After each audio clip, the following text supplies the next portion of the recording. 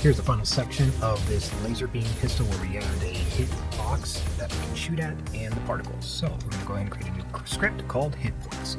We're going to attach that to our little target, and in here this is going to be our hit point system. So we're going to use Text Mesh Pro, and we're going to serialize a field that's going to be our hit points. We'll just set that at 100. Then we want to actually connect to that Text Mesh Pro text that sits above the target. Then at start, we want to make sure that our hit points go text to text, and it's set to 100, so it says it's 100 hit points. Now I'm going to create a new public function called take damage, which takes in a parameter called damage, and when I take damage, I subtract my hit points, I post a new total hit points up there, and if I get less than 0, I just want to say I died. So I'm going to set that as my hit points. Now I need my gun script to send damage to this new target so it can adjust the hit point marker from above. So I'm going to go on over to my laser gun script, and when I do hit something, if it does have a component called hit points, that's when I want to pass in a parameter of damage. So I gotta first make sure it's not null, or it exists, and then I'm gonna do the take damage, and I'm gonna pass in a damage variable, which I'll create up here at the top, and I'll just make the damage 10.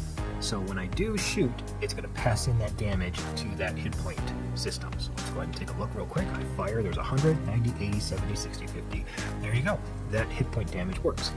But I need this to look a little more prettier. So I'm gonna create a particle blast game object, and this is gonna be a particle system.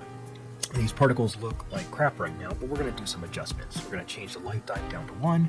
We're going to adjust the renderer and put a prefab on there that has nice particles. I'm going to change the duration. I'm going to switch this from rate over time to burst. I want to set this to world mode, and into sphere. I want to change the radius down to practically nothing.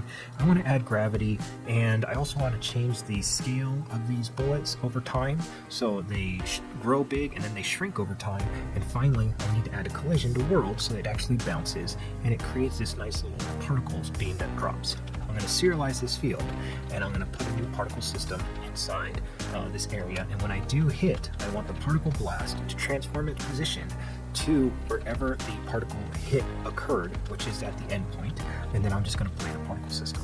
So let's go ahead and test that out and see how it looks. That looks beautiful.